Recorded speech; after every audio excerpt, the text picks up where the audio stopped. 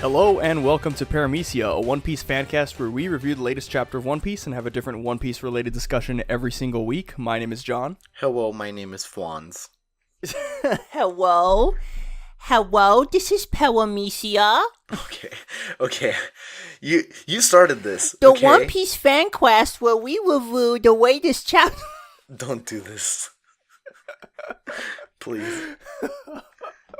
End my suffering.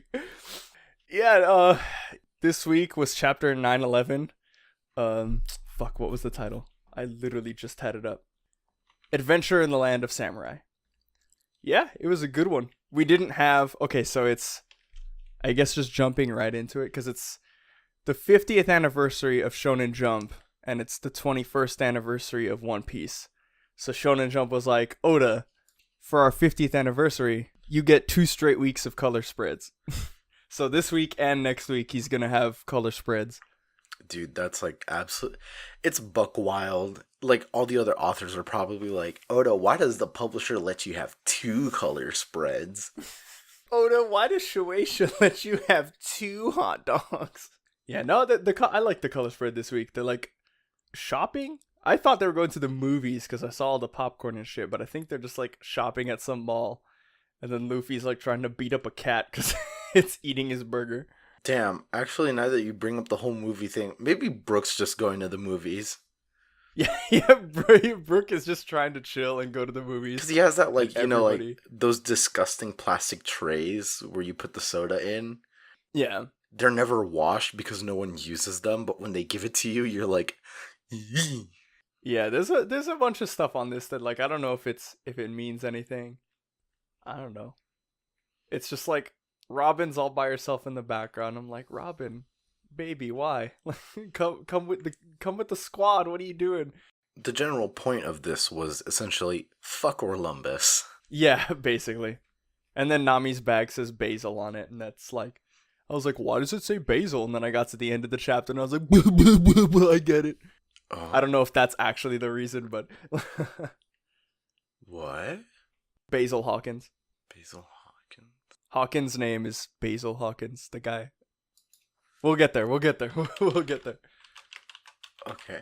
Anyways, chapter 911 begins right where we left off with Hee and Lion Dog just about to rip each other to shreds. And all the while they're fighting, Luffy is just like, you guys are weird, but don't mess up my ship. Anyways, what the hell happened to me? It's just... It was like the most casual like experience, and like I don't understand him. He's just like, again, it's the same thing where like he spent like 2 whole years on some fucking island with giant animals, and he's just now like, all right, man, I'll let y'all cook, but whatever, don't fuck with me. Yeah, Ruskaina made Luffy like, it gave him the most unintentionally funny like character quirk in out of every character. Like, every time there's a giant animal, he's just like, hey, like, I'm chill with you automatically.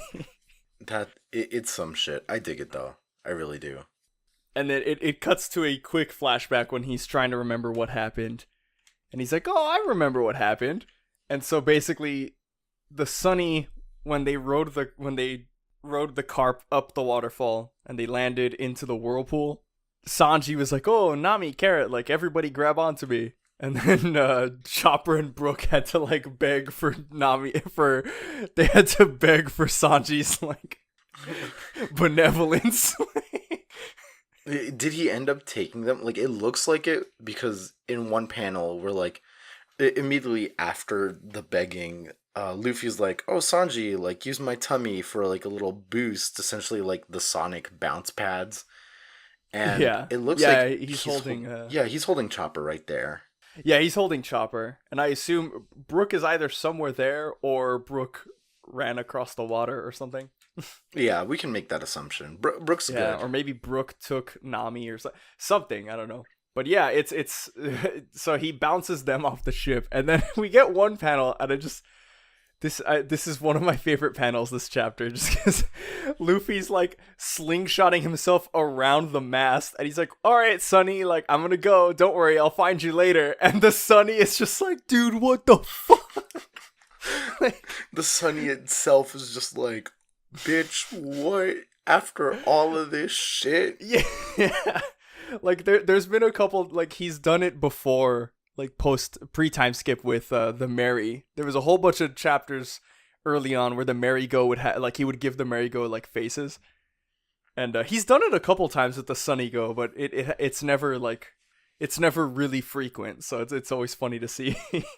And like before he actually gets a chance to like slingshot himself off, the octopus from before like chokeholds him like 8 different ways while he's like crying, and then like Yeah, the octopus is scared. that's it. That's literally it. Like he couldn't escape because of the octopus. No gag, no nothing. Which is funny to me because the octopus came from the water, so the fact that he's afraid of like this, like I don't know. It was some dumb shit. Like I love it though. And then back to the cartoonish ass fighting. Like the Looney Tunes fight on the shore, just Luffy's still just on the side of it, just like, is this actually Wano? Oh man, are we up here? And then he like realizes he lost the Vivi card, and he like realizes it's probably underwater, and he's just like, okay, whatever. yeah. I guess that's that. Oh well. That was the the dichotomy of man, right? Like Just freaking out and then being like, fuck it. It was funny. I mean, that's going to become a plot point later on, right? Like he lost the Vivi card that's leading to the rest of the crew, we assume. So like at some point somebody's going to take the Vivi card and find them, whether it's one of Kaido's cronies or somebody, like some crazy friend that we haven't seen, who knows. But a new friend. Oda, give us a new friend out of this like weird Chekhov's gun you've given us. Yeah, honestly. Next panel, it transitions like into the forest. It's a slightly further inland, and we see this like these guys with this lizard thing, and they're like running through the forest, and somebody's talking like, please, like I never said that, I swear, like please let me go, like give me back my rice. And then they're like, nope, like we know you said it, you're a servant of the evil Kozuki clan. And then they're like, oh, like you'll either be sold to the red light districts or you'll be executed, no mercy. And I'm like, already like, whoa, what the fuck? Like that's kind of messed up. Like, but I mean, we could tell from that that they're Kaido's cronies, and basically the baboon is with them, Hee, and they're like, oh, Hee like found the dog lion thing that we sent it to beat, and then they call they use their, like, I assume Den Mushi, they basically call somebody named Headliner, and they're like, look, like Headliner, the illegal ship is spotted. Or they say, look, it looks like there really was one. The illegal intruder ship is spotted. And then whoever Headliner is like, oh, and is anybody aboard? And they're like, oh, we only see one. And they're like, oh, I'll trank him and take him back. And this next scene is like... Dude, we finally... So sick. We finally get to see Luffy, like, reap the benefits of all that stupid shit with Katakuri. In that, like, the crosshairs on him, some, like, one shot, one kill. And then the next panel, you see the sniper person just like, huh? Like, they're still, like, scoped in and everything. And just a little, like, bubble that goes, foo! And, like, this, like, the fast, like, line illustration thing. Like it's incoming. You turn the page, and he just bops the dude 3 miles away. Luffy just kills him straight off the lizard. Yeah, Luffy knocks him straight off, and the lizard is like still running, mind you. And then we get the first glimpse of the person, the little girl in the bag. Oh my god, we'll see her later, but we must protect her. Yeah, that's all you need to know as of now. So basically, Luffy is just going ham on these guys, like observation hockey up the butt. The other guy scopes in to shoot Luffy, and Luffy kicks the lizard's head up into the nozzle of the gun right when the guy fires, and the gun so the lizard, I assume, is dead, and this guy is like blown to pieces. It was like the craziest thing, and like all Luffy has to say after like murdering a man and his pet is, "This sure is a busy beach." And it's like, Yeah. the fuck, man. Oh my god. Yeah, this entire chapter, or this entire sequence, is Luffy just flexing his, like, all of his hockey. Because he's like, the guy immediately is like, oh, like, he, like, deal with the dog later, like, kill this man. And, like, he orders him to kill Luffy. And he, like, pulls the sword to Luffy, and he starts growling at Luffy. And then Luffy just instantly conquering King's hockey's and he's like, are you sure you want to do that? And then he like gets on his knees and he's like scratching his head like nervous. Like the dude's like, "Are you kidding me? Like, you're scared and everything." And then the dude knocks out immediately. And the person that like bonked him, like literally cartoon style bonk, was the child in the bag. Oh my god. The best girl. I love her. The next page is, this page is the cutest thing. Like, it is so fucking cute. She's standing there. We find out her name is O-Tama, and she's wearing like a little kimono, almost like little ninja, like think of like a kunoichi, like little ninja skirt thing. Yeah, well, it's just like a normal ass like summer kimono. You can tell that it's like tattered as fuck though, because it's just like stitched up everywhere. And she's got her arms up, surrendering and everything, and like Luffy's like, "What the hell are you doing?" And she's like, "I'm surrendering." And he's like, "But I wasn't gonna attack you." and then the cutest thing, she's like, "All right, cool, this is my chance." Like completely like unrelated, she has like a hand up telling Luffy to wait. She pinches her cheek and just like ploinks out a fucking like dango. She's specifically like, Kibi dango. Yeah, kibi dango, which is a millet dumpling. It's like a gluten-free grain, essentially. Like nothing too important. We'll get into why it's important later, but yeah, she feeds it to, or she offers it to She's like, "Here, eat up," and then Luffy's freaking out, like as if he's never seen like, you know. As if he's never seen a walking skeleton or a deer that ate the human fruit. As if he doesn't stretch infinitely. As if his cock in canon does not stretch as far as his arms can stretch. Or a mochi man. Or a fucking clown that could like dislocate his body parts. He's just like freaking out that she tore off her cheek. And like the poor child, like the offering is essentially like not like he starts growling at her and everything, and like Luffy's just like, "What are you fucking doing?" And she like tosses it into Hihi's mouth. He keeps like trying to growl, and then he stops, and she's like, "Shake," and he shakes. It's the cutest shit. And I love it. The lion dog's just there like smiling and everything. So is the monkey. I love it. Yeah, I love the gulp, and then just the stance, like trying to scare you, but there's no words, and then she's just like, "Shake," and then he's like, "Oh." It's so cute, and like, oh my god, yeah. She even has a little triumphant. She's like, "Yeah, like I did it. I made the Hihi of the mountains my friend." And then Luffy's like, "Oh, you're a devil fruit user. That's a pretty handy power." And then he's like, "Oh, like, you know, by the way, I need to figure out if we're in Wano or not." And she's like, "Yeah, we're right in the Curry region of Wano.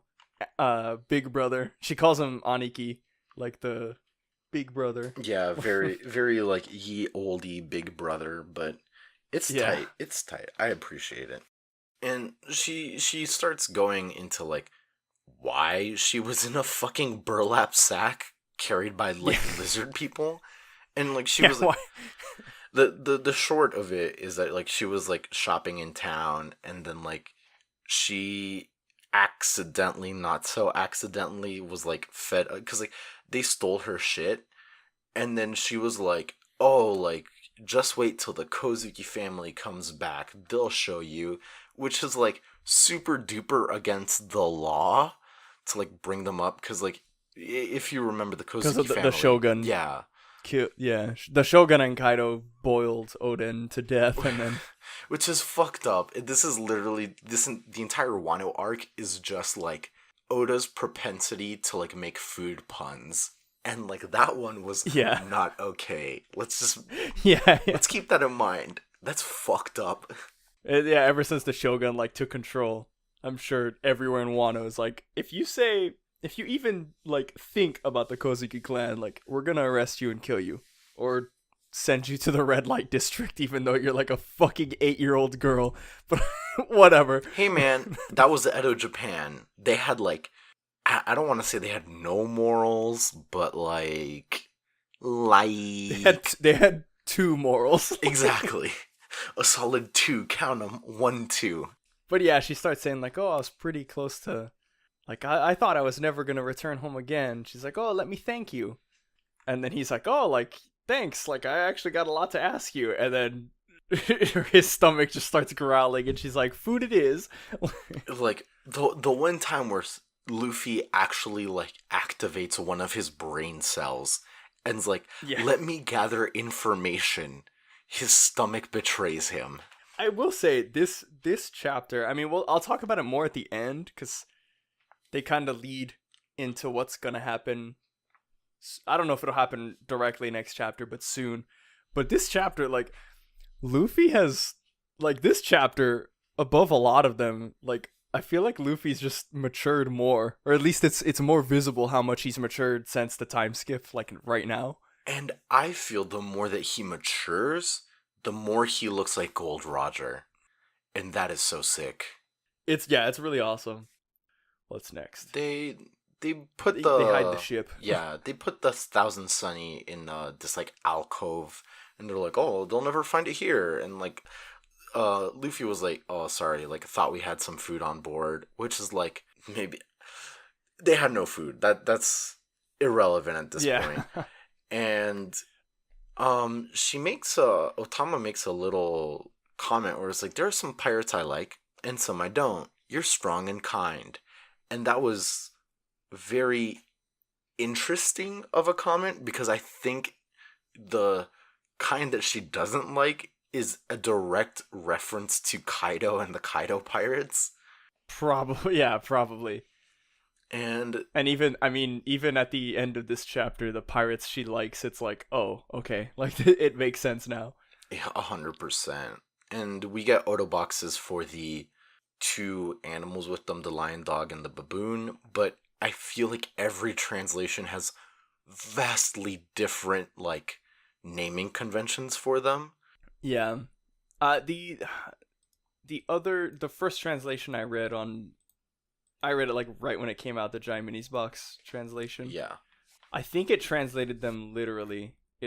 Hold on, let me find the page. It would be like baboon Maru and like, yeah, because it says Koma Inu was the name. Yeah. Like instead of saying lion dog, they said Koma Inu, like the Japanese like romanized version. Right. And then it was Koma Chihio. Yeah, Chihio? and that's also the same translation that the One Piece wiki's going with, and like I prefer it because yeah.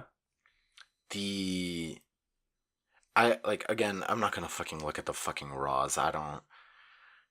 Yeah.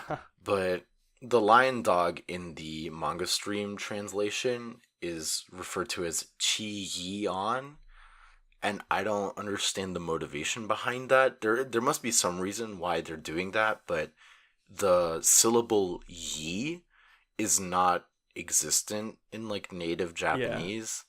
It might be some kind of shit, because like they've removed some syllables from their like syllabary over time, so it might be some Edo period shit, but in general, I don't fucking know, man. Yeah. She's like, oh, like there's some pirates I like and some I don't, and you're really strong, like, and kind. And Luffy's like, I don't care about that stuff. And he's like, anyways, is there a village on this mountain? And then she says, like, no, not anymore. My master and I are the only people that still live here. I want to be an enchanting kunoichi someday.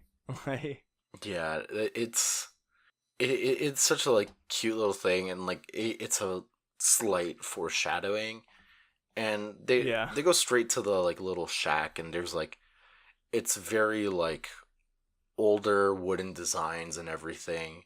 Fucking Yeah, Hee almost like it's like built into the tree. yeah, it's cute. Hee and the lion dog are like having a blast outside, just like giggling up. Yeah.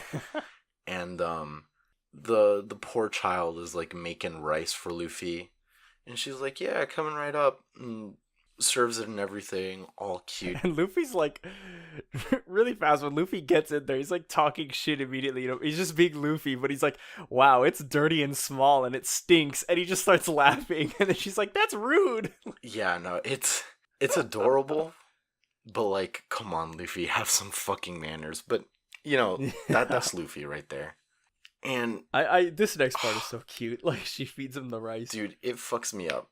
Like, she's just sitting there, like, smiling, and, like, Luffy's like, oh, you're not gonna eat? And it's like, no, it's okay. A ninja has to be light and slender.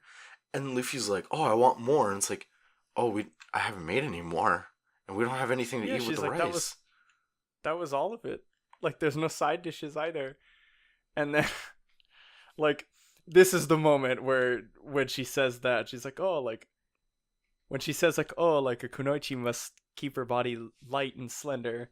And then when she's like, oh, like, with all the ellipses, like, but that was all of it, and there's no side dishes. And then you remember the patches on her, on her, like, on her clothes, yeah. and you start putting two and two together, and you're like, oh no.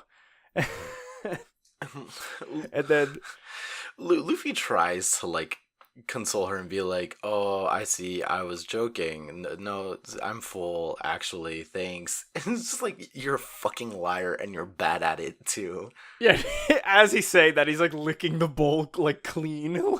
Like, oh, I see, yeah, it's fine, I'm joking, I didn't want any anyways, like, I'm full. And then she's like, oh, I'm gonna go wash my hands now. And Luffy kind of relaxes a bit, and he's just like, oh, like, it wasn't enough, but she did make it just for me. Like, Tama's such a good kid. Like, he's just kind of like, man, like, Tama's a good kid. And then this fucking dude just breaks in. Tengu ass motherfucker, complete with like wings and like dumbass fan sword. Just, and Yeah. Who are you, knave? Like, fuck, I'm done with this. Oh my god. I will say, I really like... It wasn't in the manga stream translation, but the Jaimini's box translation had a little goof that I thought was hilarious. It's like, who are you, bastard? And he just breaks in, and then Luffy's like, huh? Usa? No, you're not him. That's a good gag. Okay, I dig it. Yeah, when we learned, like, oh, we're all going to Wano, I assumed at some point the Usopp, like, Tengu gag was gonna be made. I just didn't know when and where, but I'm glad. I'm glad that it happened. Yeah. And like, again, don't know if it's in the Raws. Who cares? That's a good-ass fucking gag. Yeah, honestly. And the Tengu starts going off, and he's like, oh, did you eat the rice? And it's like, yeah, like, who the fuck are you? And then, like, busts him straight out the house, like, doors breaking and everything. He just, like, goes on, like, oh, like, fool, and it's like, oh, like, Tama just made the food, like, what? And it's like, and he starts, like, yelling, he's exasperated, sweating up. He was like, why would Tama make you food? Like, she's gone so many days without food, and then, like, it cuts to her drinking from the river. She's like, don't growl, Tummy. Yeah, she's trying to, like, make her stomach stop growling by, like, drinking water, and I'm like, oh no. Like, she was just trying to be nice, but, like... Oh, and then this whole end section is where it gets, like, hella interesting. Because he's like, oh, she weaves bamboo hats all day. Like, even if she manages to sell all of them, she doesn't know if she'll have enough money to last, like, the rest of the time. Like, she'll get barely enough to feed one person, We live off millet mostly, but twice a year, on her birthday and on New Year's, I try to let her eat rice. Today, in celebration of her 8th birthday, I had her go into town to buy rice. How dare you eat that rice? And then she comes in and she's like, no, like forgive me for making it without your permission, but like he saved my life. She starts like prostrating, like she's on the ground, like bowing, like please, like I promise I'll weave a bunch more hats, like please forgive me. And then she's like, let me thank brother Luffy, and she starts coughing, and like She just passes out, dude. And this is where the Tengu reveals that, like, oh, like, you drank the river water to, like, sate your hunger, didn't you? And he starts talking about how, like, Kaido's factories have polluted the rivers with, like, runoff and everything. And yeah. that, like, for a young girl like her, the water is basically poison. And it's just, it's so fucked. Yeah, it's so messed up. And she's like, oh, like the Tengu goes on. He's like, there are places where the situation is better, but she refuses. Like she only waits here. She waits for she waits for somebody who said that he'd return. The pirate known as Ace. And I'm like, oh no. Oh no. Oh god, no. She's the one that taught Ace to. Oh no. Yeah, she taught Ace how to. When she had to have been like, I don't know how old she was. That's the thing, because it's her 8th birthday now, but I don't think we know exactly when in his journey he went to Wano. She had to. But we know he was there. Yeah, 6 or 5 or something. So she was at max. She was 6. Yeah. But she taught him how to teach, or how to make the bamboo hats. And Luffy, hearing Ace, like the pirate named Ace, he's like, what? Like you can tell. And it's just like, oh, like I can't wait until next week, because I want to see. Luffy's gonna have to break the news to her and him that like Ace is dead, and I really want to see that moment with Luffy, because like I feel like that's gonna be like a character growth moment for Luffy, just kind of like, you know, being able to talk about that experience again, because I mean he's talked about it a couple times, but I think every time he's talked about it, the last one I can remember him really talking about it was when he met Sabo again. Oh. But that was like, okay, he thought Sabo was dead, so seeing his brother like back, of course he's gonna be like, no, like I couldn't save Ace, like I'm sorry, you know. But God, yeah. in terms of talking to like other people about Ace, he hasn't really ever talked about Ace. Yeah, and man, I feel like that's such a like good like characteristic of him, and that like, you know, he really does try to like put up a front, not like put up a front or anything, but like he puts it off to the side and everything, and like, you know, that's not necessarily healthy. Yeah, because I was thinking about it the other day, because I read somewhere so basically I started getting in my recommended videos on YouTube like a whole bunch of Marineford videos, like from the English dub. Oh god. So I just started watching. I basically watched all of Marineford in like 4-minute clips from like the same YouTube channel. But yeah, when Ace dies, like there was a comment that I saw that was like super. It was just so real, and I was like, oh damn, like that. Yeah, like I appreciate Oda for doing that, because they were like, oh, like in any other shonen manga, like when something like that like when somebody close to the main character dies, like, you know, the classic trope is they get like Gohan, like Android 16 dies, they snap from the sadness, and then their sadness turns into like a power up, and then they're just like, no, like I'm gonna defeat you. Oh yeah. And I really commend Oda for not only not doing that, but actually showing like the trauma that can put on somebody. Like, yeah, because like he straight up does not talk about it. He did not talk about it like to like Rayleigh or anything. Yeah, I think the only time post when it happened that he talked about it was with Sabo, and then with when Jinbei was screaming at him like, listen, like no matter what you do, Ace is dead, like nothing can bring him back, but you still have your crew. Yeah. I those are the only 2 times I can remember that he like ever mentioned Ace. Damn, that fucking sucks. But yeah, I really am interested, and excited. I want to see like how Luffy handles this, because I feel like this chapter alone, we already saw a whole bunch of growth from him in terms of like hockey, and also just kind of like he seems like to actually be using his brain. Like he was like, oh, like he's trying to figure out where he was, and then when he found the girl, he was like, oh, like where are we? Like, you know, is there a town here? What's the status? Like he was really like on top of his game. So I was like, all right, good shit, Luffy. Yeah, no, I'm excited for it. The last like portion of it's literally like the last two panels back at the beach. They start talking about like, oh, the signal's lost somewhere here in the Curry Beach. Like, what should we do, headliner? And it's like, oh, we don't know how many, but people have come ashore. Don't inform Kaido just yet. I'll go deal with this. And right there, 100 Beast Pirates headliner, Basil Hawkins. Yeah. What the fuck? Why? Another supernova. So him and Apu definitely, and I assume Killer. We haven't seen Killer at all, but him and Apu for sure were like, okay, like fuck this. We don't want to die, so let's just team up with him.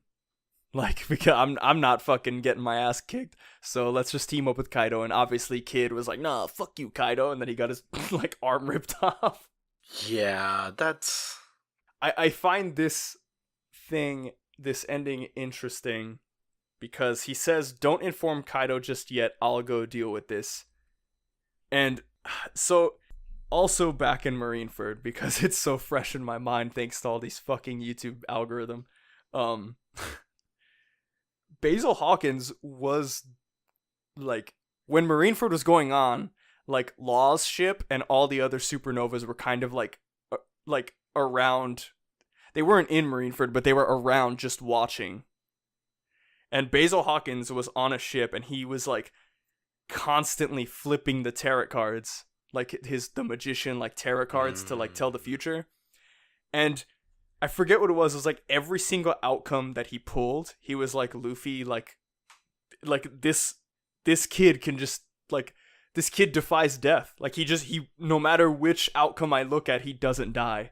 That's some... Like, he, you know, yeah, it's the way I read it was like, he's kind of, I don't know if he wants to be like, you know, best friends with Luffy, but he's definitely like fascinated by Luffy, you know, because he sees something like, you know, no matter what I do with the tarot cards, like, this kid doesn't die. Like, no matter what happens, death is not an outcome for him. It's like almost like respect to a certain degree. Yeah. And I want to hope that telling them not to inform Kaido is him, like, playing his odds.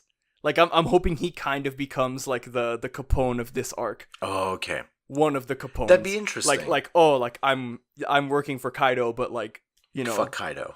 Yeah, we need to overthrow Kaido and, like, all this shit. And I mean, they have enough people to where I feel like they could do that, but this being the end of the chapter, let's, like, go on to, like, the main discussion on, like, how all of this is, like, essentially propping itself up to be a huge, not foreshadowing, but, like, it's essentially being like, oh, hey, do you guys know the Momotaro story? Of course you do, because you're all Japanese. yeah. And probably, like, a lot of American fans don't know shit fuck about Momotaro unless they're, like, hyper weebs like I am. I'm a professional weeb at this point. you get paid to be a weeb. I know, it's not funny. I hate it.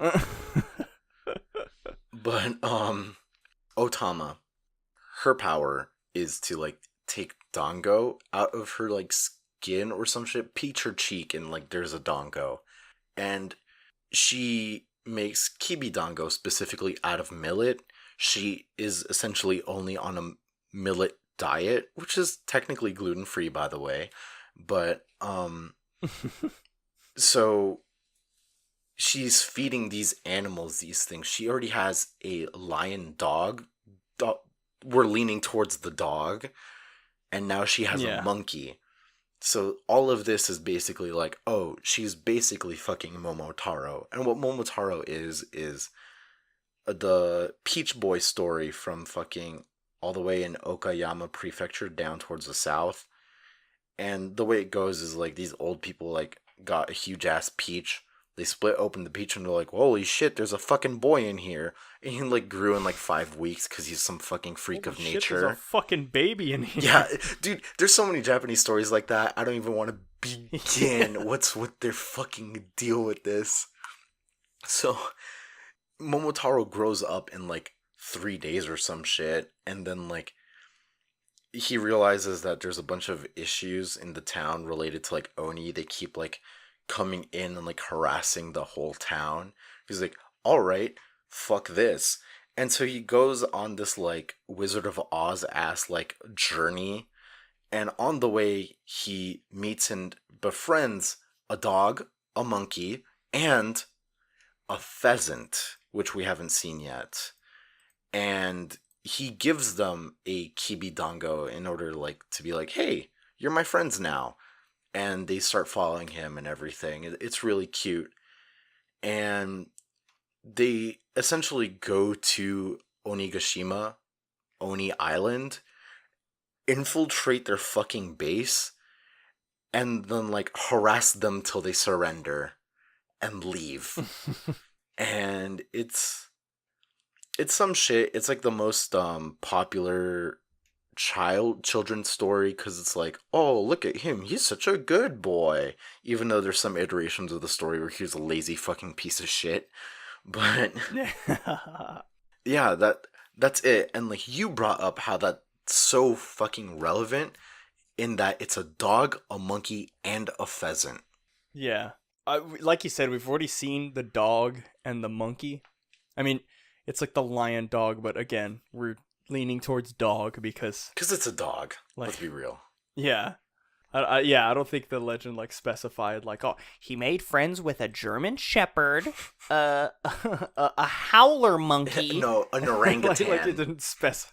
Yeah, an orangutan. Let's rewrite Momotaro where it's a chihuahua, an orangutan, and the toucan. And the toucan, yeah. And instead of kiwi dongo, he feeds them like Mentos or some shit. There we go. We've made Momotaro better. Sorry, Japan. We're just better writers. Sorry, Japan. Yeah, it's we again, like we haven't seen the pheasant, so I guess this is kind of like crack theory-esque. A little bit. It's a reach, and I'm not saying it's going to come true, but Kuzan Aokichi, the former Marine Admiral, his nickname Aokichi, his epithet from the Marines, is literally blue pheasant. And not just him, all of them, because Akainu is red dog and Kizaru is yellow monkey. So yeah, and I think Oda had said before, I think that he had based the first 3 Marine Admirals on the legend of Momotaro. Like he based the like dog, monkey, and pheasant. Yeah, I can see that. So I mean it fits, but I'm just interested to see who or what the pheasant is going to be for O-Tama. That and like I feel like there's also some sort of like representation in that when they were like going through the whole like bamboo forest, Luffy was on top of like Hihi, and you know his name is Monkey D. Luffy. Like yeah, it could also be like the Momotaro story could be a connection to not the animals but like the characters that they meet in Wano. Yeah, that's what I'm getting like the character the people who at the end will band together and fight, like, you know, whoever. Yeah. Like either Kaido or the Shogun. Or both at that point. But what I feel is going to happen, like this is low-key me making a call, is that Kaido's fruit, because like it's implied that he has a devil fruit, like his fruit is an Oni fruit, because we've already seen him with like the stereotypical like Oni club. So and like people have said this before, like far before all of this, like, oh, like he has an Oni fruit. So there is go ahead. I'm doing the Mythbusters, like myth confirmed. And another myth, essentially not crack theory, but like my call is that the people to fight him are going to be like Luffy being represented by Hee the monkey, and like Hee the monkey might also be there. The lion dog, whoever represents the lion dog, I don't know who that possibly could be. It might be I don't think it would be Momonosuke, because like Yeah, Momonosuke is like a dragon. The only person I could think is like Ino Arashi, the dog, the mink. yeah, that. But like, I don't know if. Yeah. I don't know if he'd fight though. Like maybe. Oh my god, what's the fire samurai from Wano? Kinemon, yeah. Like maybe it's Kinemon because like lion dogs are like very like fiery and shit. You know, we still haven't seen the animal pheasant and like who represents the pheasant. Maybe it's fucking Hawkins. Yeah. Maybe. Bastard looks like a pheasant. Maybe it's him. I don't know. All I'm saying is that there's going to be 3 people versus Kaido, and Kaido's going to be like in some Oni-ass form or some shit. Yeah. No, I completely agree. There's a theory out there that like obviously it's like nobody knows exactly what, but basically the theory is that because every mention we've gotten of Kaido is not, they never refer to him as human or like him. Like every time it's been talked, like even in the official translations, like the main one I can think of is when Luffy's screaming at Big Mom. He's like, "Oh, after I beat Kaido, like I'm coming for you." And then she's like, "Oh, like you really think you stand a chance against that thing or that beast?" Every time they mention him, it's never him, or it's like, "You think you stand a chance against that beast or that thing?" And there's a theory that he has the like, so his fruit is a mythical zone. It's the human model Oni. Okay. And the theory is that he's like Chopper and that he's some sort of other animal, but he ate the Oni fruit. Okay. So he's like this super powerful like animal, but now he can talk because he has the human and like Oni he's fruit. like a giant. Like yeah. You know, all the animals here are giant too. Like, okay, Big Mom's a giant for no fucking reason. We get it. We're not gonna dwell on that. But like maybe there's a reason why Kaido's a giant. Yeah, there was a theory that he was like either a dragon that ate the Oni fruit, and that's why he has like the little whiskers. Yeah, and like dragon like ass tattoos. They look like yeah. Yeah. I mean, I don't know what he could be originally, but I do think that theory actually has like weight, because if he has an Oni no Mi fruit, yeah, like if he has the human model Oni or whatever, like it would make sense. Like, you know, it'd be weird if a normal human ate the human fruit. Because I mean, okay, I guess Sengoku did, because his was human fruit model Buddha. Yeah, but it's model Buddha, like, you know.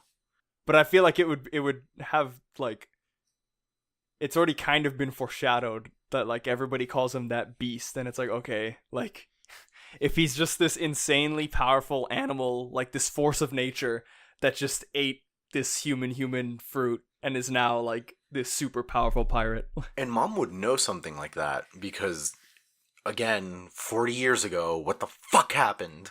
Yeah, something with the Rocks pirates or whatever. Like, man, I don't know. It's buck wild.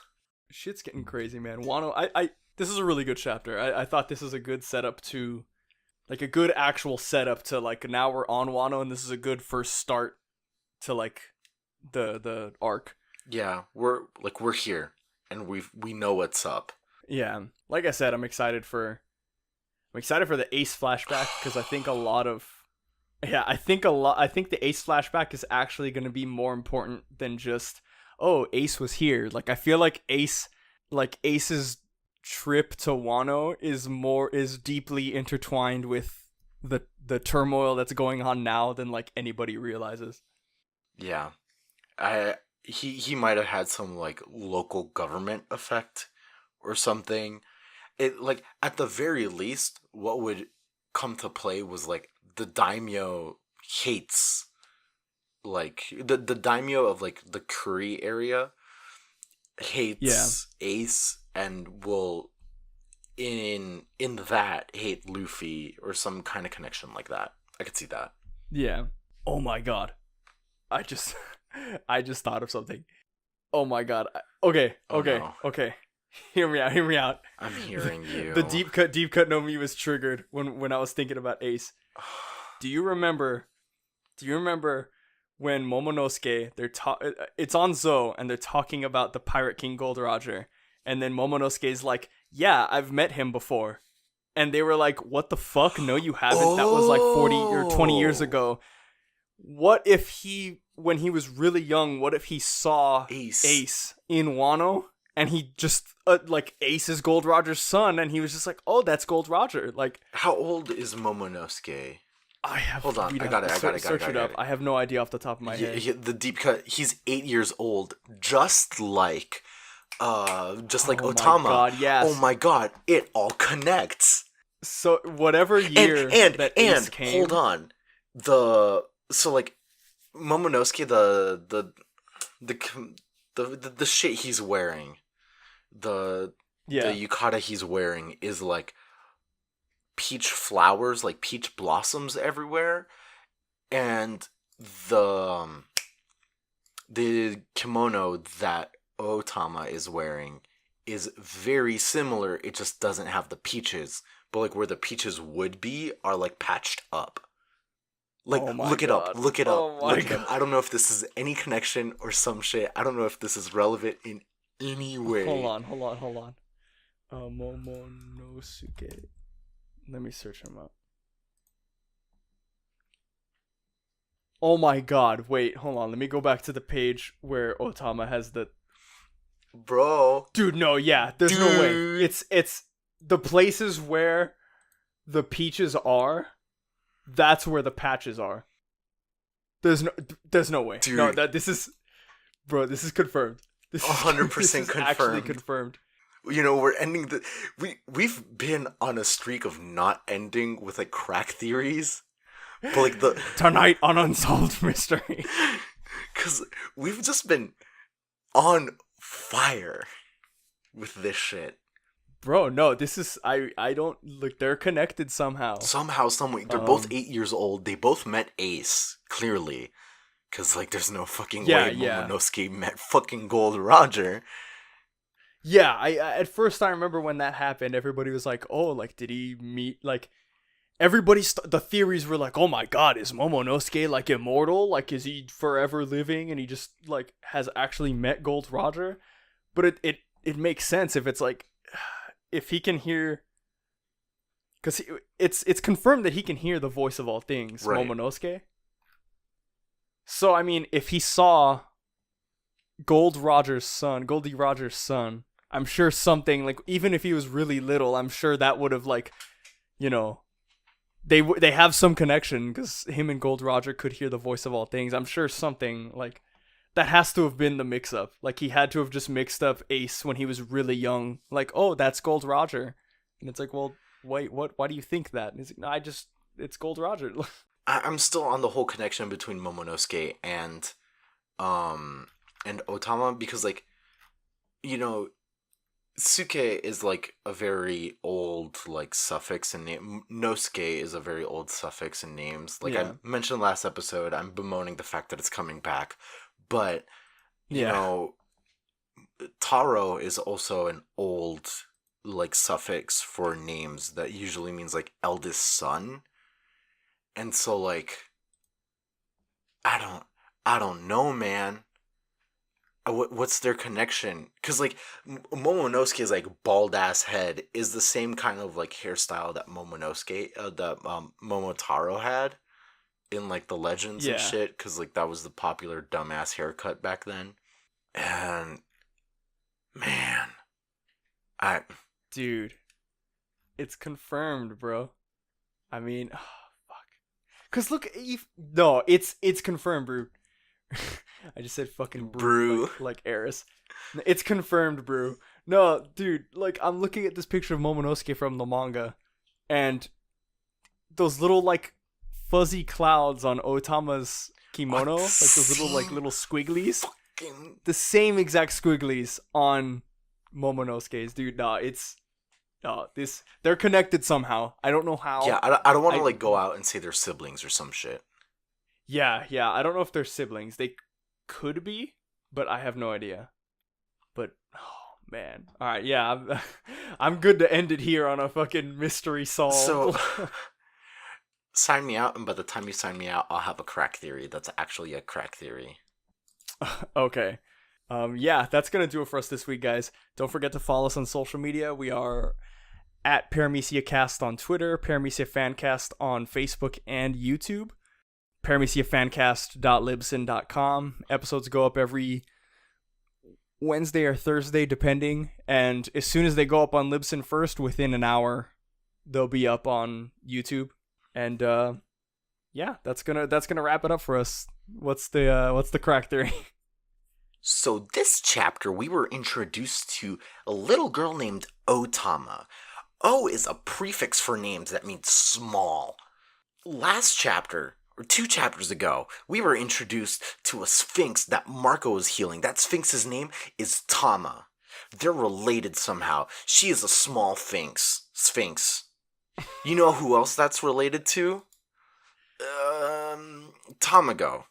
Because Tama means sphere. And Tamago had the Tama no Mi. All connected. The egg guy? The egg guy.